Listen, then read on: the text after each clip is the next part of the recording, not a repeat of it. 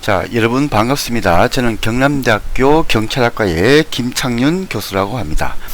이번은 학교폭력의 예방 및 대책에 대해서 특강을 시작하도록 하겠습니다.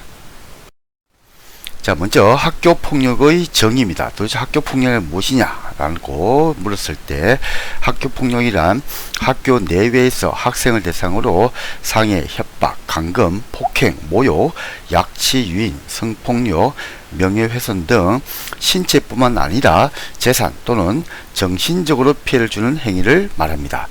자, 그럼 왜 이제 학교폭력이 중요하게 대두가 되었느냐라고 한다면은, 이제 우리나라에서 학교폭력으로 많은 학생들이 피해를 입었습니다. 그래서 자살하고 해서 큰 사회적 문제가 되었습니다. 그래서 우리나라도 드디어 경찰이 개입하게 되는 아주 엄중한 상황으로 나가게 됩니다. 우리보다 심각했던 일본의 같은 경우는 보면 학교폭력이 돼 가지고 이렇게 정의를 합니다. 사회에서 용납되지 않는 행위는 학교에서도 용납이 되지 않는다. 그래서 예를 들면 사회에서 누군가가 나를 때렸다. 그러면은 바로 경찰에 개입을 합니다. 누가 나에 대해서 욕설을 했다. 그러면 또 바로 명예훼손죄라든지 모욕죄 이런 것 등이 되어 가지고 경찰이 개입을 하게 됩니다. 근데 지금까지 학교폭력은 이제 교육적인 측면을 강조를 하다 보니까 경찰의 개입이 없었습니다. 근데 이제는 우리나라도 이제 학교폭력 예방에 관한 법률이 제정이 되면서 이제 경찰이 개입하게 되는 아주 엄중한 상황이 되었다라고 볼 수가 있습니다. 자, 이제 학교폭력의 유형입니다. 학교폭력은 이제 언어, 신체, 위험 및 협박, 괴롭힘, 사이버 폭력, 금품, 갈취, 따돌림, 성폭력, 폭력 서클 가입 유도, 강제적인 심부름 등등 굉장히 많은 유형이 있습니다. 그런데 최근에는 사이버 폭력이 굉장히 심각한 상황으로 나아가고 있습니다. 자, 그래서 이제 사이버 폭력이 도대체 뭐냐라고 얘기를 했을 때는 사이버 폭력, 즉 우리가 사이버 불링이다라고 얘기를 합니다. 그래서 메일, 메신저, SNS, 휴대전화, 인터넷 게시판 등에서 개인이나 집단이 특정인을 의도적이고 지속적으로 괴롭히는 행위로 이것은 모두 폭력에 해당을 하게 됩니다. 그래서 대표적인 유형을 보면 이제 사이버 언어 폭력, 사이버 명예훼손, 사이버 성폭력, 사이버 스토킹, 신상 정보 유출, 그리고 사이버 따돌림 뭐 이런 것 등등이 있습니다. 자, 그래서 이제 이런 이제 언어 폭력은 무엇이냐라고 했을 때는 인터넷에서 누군가에게 욕설을 하거나 감정을 상하게 하는 행위를 언어 폭력이다라고 얘기를 합니다. 그리고 인터넷에서 다른 사람에 대한 거짓된 이야기나 잘못된 이야기를 퍼뜨리는 행위를 우리는 사이버 명예훼손이다라고 얘기를 하고, 또 상대방이 싫다고 하는데도 인터넷에서 이메일이나 쪽지를 계속 보내거나 블로그, SNS에 계속 방문해서 글이나 사진을 남기는 행위를 우리는 사이버 스토킹 이렇게도 얘기를 합니다. 그리고 또 상대방이 싫어할 줄 알면서도 인터넷에서 야한 글이나 사진, 동영상을 보는 행위를 이제 사이버 성폭력 이렇게 얘기를 하고, 또 인터넷에서 누군가의 신상 정보, 이름, 사는 곳, 학교, 사진 등을 퍼뜨리는 행위를 신상 정보 유출, 사이버 신상 정보 유출 이렇게 얘기를 합니다. 또 인터넷 대화방이나 스마트폰, 카카오톡 등에서 상대방을 퇴장하지 못하게 막고 놀리거나 욕하거나 대화에 참여하지 못하게 하는 행위를 우리 또 사이버 따돌림 이렇게도 얘기를 합니다. 자, 그중에 지금 이제 최근에 좀 문제가 많이 되고 있는 것이 또 사이버 불링이다라고 얘기를 합니다. 그래서 사이버 불링이 도대체 뭐냐라고 했을 때는 이제 사이버 공간에서 이메일이나 휴대폰, SNS 등을 활용해 가지고 특정 대상을 지속적이고 반복적으로 괴롭히는 행위를 말합니다. 그래서 예를 들면 그 뭐 그룹 채팅 이제 샘플인데 뭐 아주 뭐 못생겼다, 왜 아직 살아 있냐, 방을 나가 맞으려고 환장했네, 뭐 이렇게 하면서 괴롭히는 거죠. 이런 것 등을 우리는 사이버 불링이다. 그래서 사이버 불링이라고 했을 때는 이메일이나 휴대폰, SNS 등을 이용해서 특정한 대상을 지속적이고 반복적으로 괴롭히는 행위를 우리는 사이버 불링이다라고 얘기를 합니다. 자, 그래서 이제 이 사이버 불링이 최근에 유형이 아주 재미있게 나오는데 떼카, 방포, 카카오, 카톡 감옥 등등이 있습니다. 떼카라고 했을 때는 카카오톡 단체 대화방에 특정 학생을 초대해서 단체로 욕설을 하거나 괴롭히는 행위를 합니다. 이게 그래서 이제 무리 지었다, 때를 지어서 한다 이렇게 해가지고 떼카다라고 얘기를 합니다. 자, 그리고 방폭이 있습니다. 단체 대화방으로 피해 학생을 초대한 뒤 한꺼번에 나가버려서 피해 학생만 낭비하는 행위를 말합니다. 이제 일종의 온라인 왕따다, 뭐 이렇게 볼 수가 있습니다. 자, 그리고 카톡 감옥이 있습니다. 욕설 등을 참지 못한 피해 학생이 단체 대화방을 나가면 끊임없이 초대해서 괴롭히는 행위를 카톡 감옥이다 라고 얘기를 합니다. 그래서 아주 이제 집요하고 좀 야비하게 지금 굉장히 피해 유형이 나타나고 있음을 볼 수가 있습니다. 자, 그런데 이제 이렇게 했을 때 우리는 이제 여러 가지 이런 학교 폭력이라든지 등등 이런 것이 발생하게 될 때 도대체 왜 학교 폭력이 발생하느냐 뭐 등등을 했을 때 우리는 가장 기본적으로 인간이 도대체 뭐냐, 인간의 욕구가 도대체 뭐냐라는 것을 조금 이해를 하면 이제 학교 폭력의 발생 원인을 이야기가 좀 수월합니다. 그래서 인간의 욕구에 대해서 이 메슬로우가 있는데 이 메슬로우의 욕구 계층 이론이 가장 유명합니다.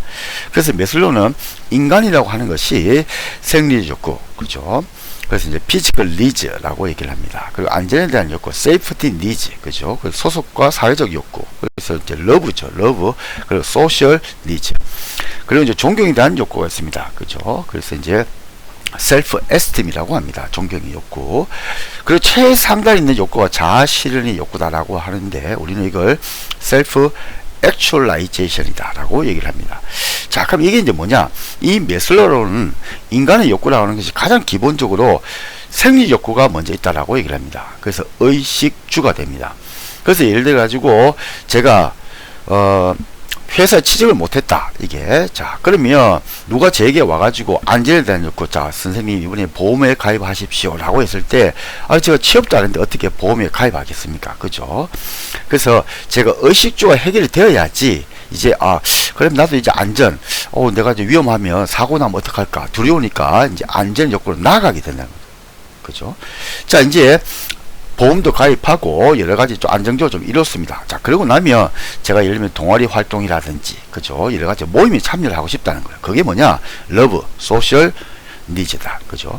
자, 이제 거기 또 갔더니 이제는 이제 남에게 좀 이게 인정을 받고 싶다, 그죠? 인정. 그게 뭐냐? 셀프 에스팀이다. 그게 존경에 대한 욕구다. 그래서 예를 들어 가지고 제에게 이번에 회장으로 한번 출마를 한번 해보시죠. 아니면 반장으로 한번 출마를 해보시죠. 이렇게 얘기를 한다는 거죠. 그러면 아이고 제가 무슨 능력이 되겠습니까? 하면서도 어떻게 하면 제가 반장이 되겠습니까? 라고 얘기를 한다는 거죠. 그게 뭐냐? 상대방에게 존경을 받고 싶은 존경의 욕구다. 자, 그 다음에 이제 메슬로우는 마지막 최상단에 있는 욕구를 자아 실현에 대한 욕구다라고 얘기를 합니다. 셀프 액츄얼라이제이션이다 라고 얘기를 합니다. 그럼 이 셀프 액츄얼라이제이션은 뭐냐면 결론적으로 얘기하면 인간이 자기가 진정으로 원하는 것을 하는 단계다라고 얘기를 합니다. 그래서 메슬로우는 이 마지막 단계인 자아 실현에 대한 욕구는 대부분 사람들이 도달하지 못한다라고 얘기를 합니다. 즉 무슨 말이냐? 지금 제가 만약에 경찰이 되고 싶다라고 얘기를 한다면, 지금 막 열심히 해야 될 겁니다. 그죠? 자, 오늘 저에게 만약에 100억이 생겼다. 그죠? 뭐 로또라든지 해가지고 100억이 생겼다. 자, 그런데도 불구하고 제가 경찰 시험 어렵게 공부해가지고 노력할 것이냐? 그렇지 않는다는 거죠. 제가 뭐 하겠습니까? 이제 100억이나 있으니까 뭘 하겠습니까? 그렇죠. 세계 여행을 간다든지 제가 진짜로 하고 싶은 걸 하게 되겠죠. 그죠? 진짜로 하고 싶은 걸 하게 될 겁니다. 그게 뭐냐? 자아실현에 대한 욕구다. 그래서 이 메슬로우는 인간의 욕망이라고 하는 것이 가장 기본적으로 생리 욕구, 그 다음에 안전에 대한 욕구, 그 다음에 소속과 사회적 욕구, 그 다음에 존경의 욕구, 그 다음 마지막으로 자아실현에 대한 욕구, 이렇게 나눠진다. 그래서 메슬로우는 재밌게 얘기한 게 뭐냐면 그보다 낮은 단계의 욕구를 가지고 저를 동기부여, 즉 모티베이션을 할 수는 없다라고 얘기를 합니다. 무슨 말이냐? 제가 만약에 이제 세 번째 단계에 있는 소속과 사회적 욕구에 제가 있다. 그러면 누군가 제게 와가지고 자, 이번에 정부미가 아주 싸게 나왔는데 선생님 구입하십시오 라고 얘기를 하면 제가 뭐라고 합니까? 저는 이제 먹고 살만하고 보험도 가입돼 있고 다 괜찮잖아요, 그죠? 근데 낮은 단계의 욕구를 가지고 저를 꼬시면 제가 뭐라고 하냐면 그건 됐습니다. 당신이나 많이 드세요. 뭐 이렇게 얘기를 한다는 거죠.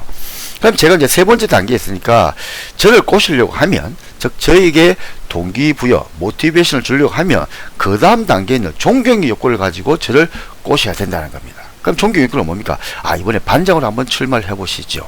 아니면 뭐 회장으로 한번 출발해 보시죠. 그죠? 이렇게 꼬셔야 제가 움직인다는 거죠. 즉 제가 동기부여가 된다는 거죠. 그래서 매슬로우는 인간의 욕구를 이렇게 5단계로 나눠 가지고 가장 기본적인 단계인 생리 욕구부터 시작을 해 갖고 그 위로 올라간다라고 얘기를 합니다. 그래서 이것이 인간이다라고 얘기를 하게 됩니다. 자, 그 다음 우리는 또 이제 학교 폭력은 지금 초중고에서 많이 일어나기 때문에 이제 아동이 문제를 일으킵니다. 그죠? 즉, 학생이 문제를 일으킵니다. 자, 근데 이 문제 아동 행동을 먼저 이해를 해야 되는데, 이 문제 아동은 뭘 하고 있느냐? 즉, 극단적인 행동, 폭력이라든지, 그죠? 이런 극단적인 행동을 일삼는 아이들은 정서적, 행동적 장애를 겪고 있거나 삶의 환경이 매우 좋지 않을 수 있다. 이를 장애로, 디세이블이죠. 장애로 이해하는 것이 매우 중요하다. 그래서 비난을 하지 말라는 거죠. 이거는 교정과 교화, 치료를 통해 가지고 향상시킬 수 있다. 개선시킬 수 있다. 이렇게 봐야지, 야, 쟤는 처음부터 아예 완전히 나쁜 놈이야. 앞으로도 계속 나쁜 놈이 될 거야. 즉, 교정과 교화가 되지 않을 거야. 라고 해서는 안 된다라고 얘기를 합니다. 즉, 어떤 문제를 일으키고 있지만 그 친구를 가만히 보니까 집안 문제라든지, 그죠? 뭐 부모님과의 갈등이라든지, 형제 간의 갈등이라든지, 이런 여러 가지 문제를 갖고 있더라는 거죠. 그래서 그 문제를 갖고 있는 아동이 돼가지고 비난을 해가지고 교정과 교화가 불가능하다, 이렇게 접근해서는 안 된다. 즉, 교정과 교화가 가능하다라고 이해를 해야 된다라고 얘기를 합니다. 자, 그래서 이제 우리는 10대를 바라보는 시각이 있습니다. 그죠? 그래서 반항의 시기로 보는 시각이 있는데, 홀의 주장입니다. 청소년기를 인생에서의 특별한 시기로 본 최초의 학자고, 청소년기는 그 유명한 질풍노도의 시기다 라고 얘기를 합니다. 그래서 프로이드 등 정신 분석학적 입장에서 지지를 하게 됩니다. 자, 근데 반대로 이 청소년 반항의 시기가 아니고 술렁의 시기다라고 보는 시각도 있습니다. 대표적인 사람이 반도라입니다. 그래서 반도는 청소년기의 질풍노도를 경험할 필요가 없다. 즉, 청소년기의 문제는 대중매체가 만드는 틀이다. 즉, 대중매체와 기성세대의 조작이다. 그래서 결론적으로 얘기를 하면 질풍노도의 시기라는 건 없다. 그냥 똑같은 시기일 뿐이다. 그런데 자꾸 이제 학자들이나 어른들이 자꾸 청소년기를 특별하게 규정을 짓고 특별하게 바라보는 것은 결국에 언론이, 신문, 방송, 그죠? 언론이 만들어낸 허상이다 라고 얘기를 합니다. 그래서 대중매체와 기성세대의 조작이다 라고 얘기를 합니다. 그래서 결론적으로 10대를 바라보는 시각은 두 개가 있습니다. 하나는 반항의 시기다. 즉, 특별한 시기다. 질풍노도의 시기다 라고 바라보는 시각도 있고, 아니다, 그냥 평범한 술렁의 시기다. 성장하는 가장 일반적이고 평범한 시기일 뿐이다. 괜히 이상하게 얘기를 해서 그렇지 아무런 차이가 없다라고 얘기를 합니다. 그래서 이제 청소년 시기는 뭐냐? 그래서 청소년 다른 두 개의 세계에 살고 있다. 하나는 가정이고 다른 하나는 친구다. 심리학자 모핏에 의하면 어린 시절의 범죄자가 성인이 되어서도 범죄자가 되는 경우가 많다라고 얘기를 합니다. 그리고 또 학생들에 관한 폭력뿐만 아니라 교사의 체벌도, 이제 우리 학교 폭력을 얘기하니까 학교 폭력이다라고 얘기를 하고, 가장 많이 당하는 학교 폭력 유형은 학교 주변에서의 건품갈치다. 그래서 학교 안보다 학교 주변이 더 위험하다. 그래서 청소년기는 학교 밖이, 그죠? 학교 밖이 더 위험하다, 이렇게 얘기를 합니다. 그리고 두 개의 세계다, 그죠? 그리고 갈등이 있겠죠. 하나는 가정, 하나는 친구, 그죠? 그래서 친구가 지금 초중고에는 가장 중요하게 대두가 됩니다. 또 친구에게 가장 많은 영향을 받게 됩니다. 그래서 친구에 따라 가지고 굉장히 많은 영향을 받게 되는데, 그래서 우리는 청소년기는 청소년은 다른 두 개에 살고 있다라고 얘기를 합니다. 자, 다음 시간 이어서 또 계속 하도록 하겠습니다.